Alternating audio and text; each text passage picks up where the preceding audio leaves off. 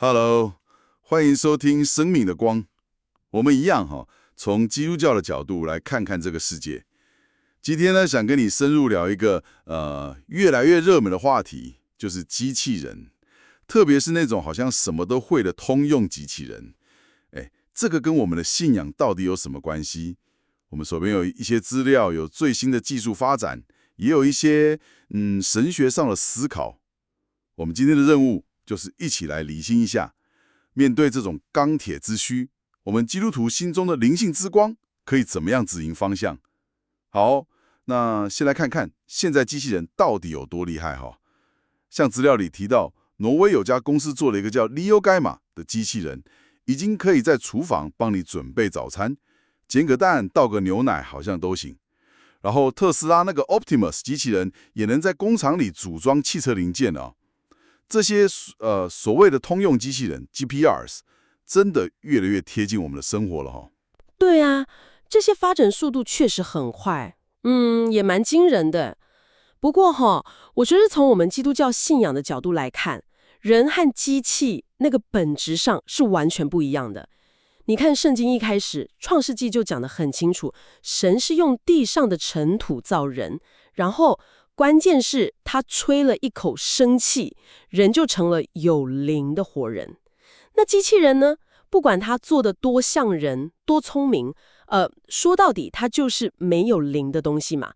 它们是被我们人造出来的工具，可以说是神给人那种管理万物的智慧的延伸。但机械本身它没有生命，也没有灵性。这个灵的区别抓得很准，这真的很根本啊。资料里面还有一个比喻，我觉得蛮有趣的，说 AI 像一面双面镜，这个要怎么理解啊？它怎么可能同时反映出神，又让我们看到那个界限？这个比喻我觉得很贴切哈。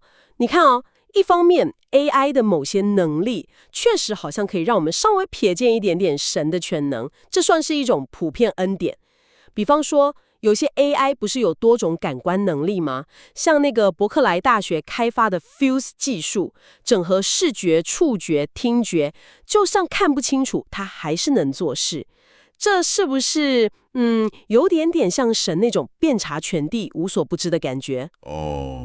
有那么一点点影子。对，还有像医疗机器人，手术可以精准到0.3毫米。哇，这也展现了神赐给人的那种智慧，去关怀、去治理。但另一方面，这面镜子也很清楚地照出被造物的有限。AI 可以学着跟人互动，好像有感情，像有些复健机器人还会鼓励病人，但它有发自内心的怜悯吗？没有吗？那只是程式设定的反应。对，它可以处理超级大量的资料，可是它没办法真正领悟，比方说爱是永不止息中属灵的奥秘。它可以辅助外科手术，但它没办法赐予生命的气息。没错。所以这正好提醒我们，人跟机器终究是有限的受造物，真正的智慧源头还是那位创造我们的神。哇，这样一说，那个界限就很清楚了。那面对一个可能的未来，就是机器人也许会取代很多工作，或者提供那种好像很懂你的陪伴，我们基督徒该怎么回应？可以做些什么呢？这个问题很重要。资料里面提到的想法，我觉得可以归纳成三是指引原则吧，帮助我们把握方向。第一个就是要用爱来驾驭技术。用爱来驾驭。对，意思就是说，如果有些工作真的被机器取代了，那我们更应该去想，我们省下来的时间、资源可以怎么用来关心那些因此受影响的人。我们可以去做那些机器永远做不到的事情啊，像是倾听别人的心声，学习饶恕，陪伴那些孤单的人，分享福音。同时，我们也要记得，机器本身是中性的工具，在设计跟使用的时候，心里要有怜悯，要保护人的尊严。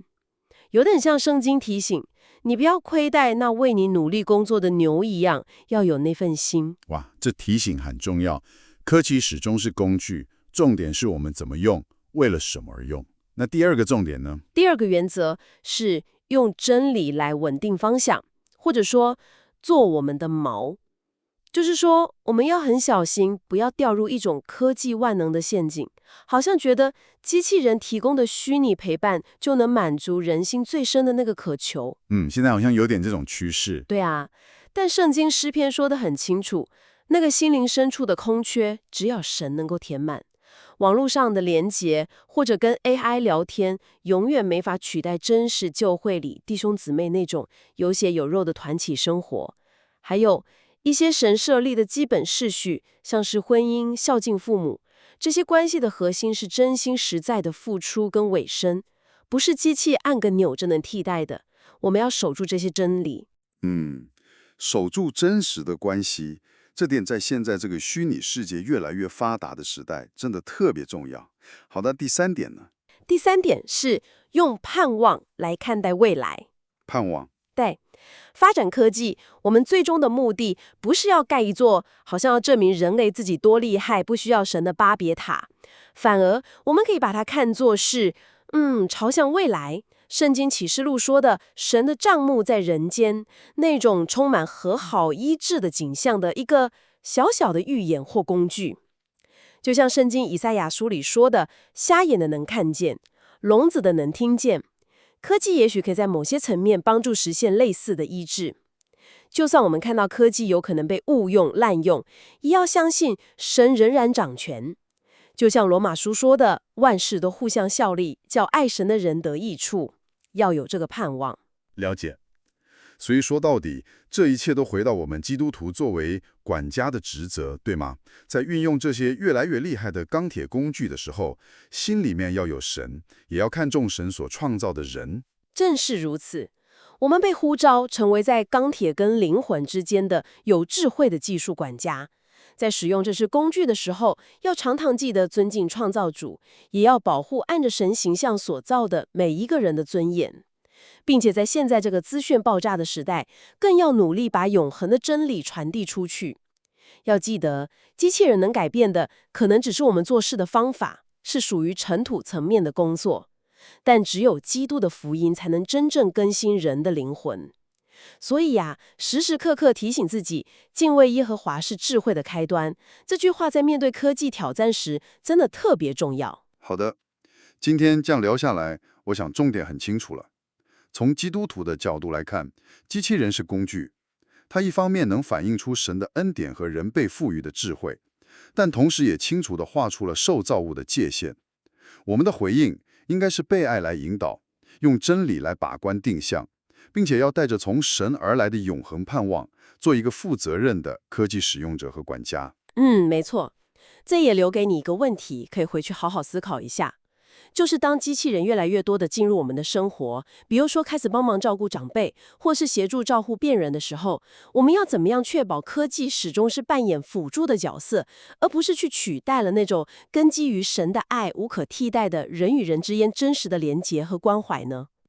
这个问题确实值得我们每个人深思。好，那今天就先聊到这里，感谢你的收听，我们下次再见喽。